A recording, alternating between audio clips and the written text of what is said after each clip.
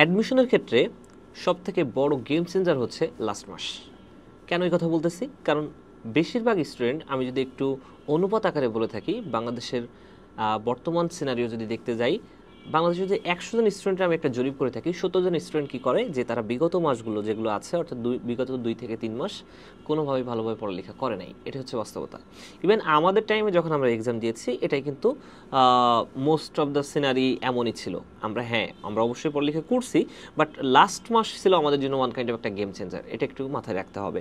অর্থাৎ তোমাদের ক্ষেত্রে আজকে কথা বলা জায়গা হচ্ছে পরীক্ষার বাকি আছে আর একটা মাস, এই একটা মাস কিন্তু তোমাদের জন্য হচ্ছে গেম চেঞ্জার। মাথায় রেখো কথাটা। কেন বলতেছি? কারণ তোমরা বিগত যে 2 মাস বা 3 মাস পড়ালেখা করো নাই, এটার জন্য যে সাফারটা করবে তার থেকেও বড় বেশি সাফারিং তুমি তখনই হবে যখন আগামী একটা মাস, যখন পরীক্ষা হতে যাচ্ছে এক মাস পরে, এই এক মাসটা যদি তুমি টাইমটা কাজে না লাগাইতে পারো। প্রশ্ন হচ্ছে, যদি এই জায়গাতে কাজে লাগাইতে না পারো, তাহলে তোমরা প্রতিনিয়ত যে ফলটা ভোগ করবে সেটা পরীক্ষা দেওয়ার পরে সেটা তুমি কোনোভাবেই মেনে নিতে পারবে না। কেন?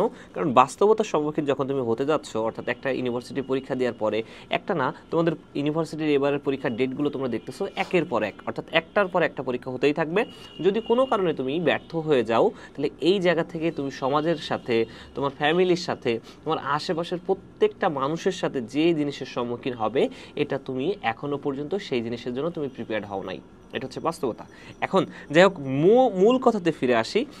যেহেতু পরীক্ষার বাকি আছে একটা মাস, এই একটা মাসে তোমাদের সবথেকে বেশি প্রয়োজন প্রত্যেকটা টপিক ধরে ধরে এখন অ্যানালাইসিস করে পড়ে ফেলা। তবে একটা জিনিস মাথায় রেখো, নতুন কোনো জিনিস এখন পড়তে যেও না। প্রচুর পরিমাণে পরীক্ষা দেওয়ার ট্রাই করো, বাট নতুন কোনো কিছু না ধরে বিগত দিনে যেগুলো পড়ালেখা করেছো সেটাই একটু বারংবার পড়তে থাকো। অসংখ্য স্টুডেন্ট বারংবার প্রশ্ন করো যে কী ধরনের রুটিন হইতে পারে, কত ঘন্টা পড়ব। এই ধরনের প্রশ্নের কোনো অ্যান্সার হইতে পারে না, আমি ব্যক্তিগতভাবে বলে মনে করি। কেন?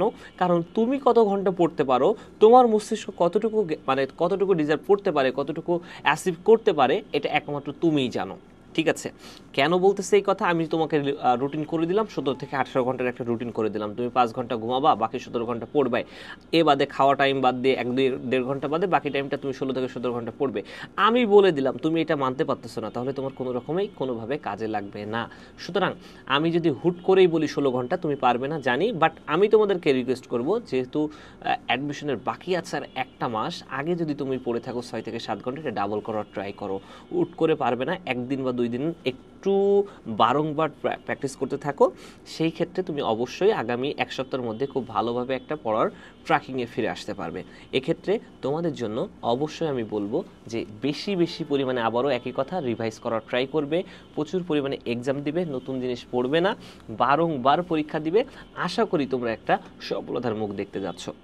সেক্ষেত্রে আমি বলবো, বাকি যে একটা মাস আছে, একটা মাসের প্রত্যেকটা দিনের নিজে একটা রুটিন তৈরি করো। নট অন্য কেউ রুটিন করে দিবে, কোনো টিচার রুটিন করে দিবে, নিজে একটু রুটিনটা তৈরি করার ট্রাই করো, একটু আই কাসিং করো, এটা সুন্দর করে একটু মনোযোগ দাও।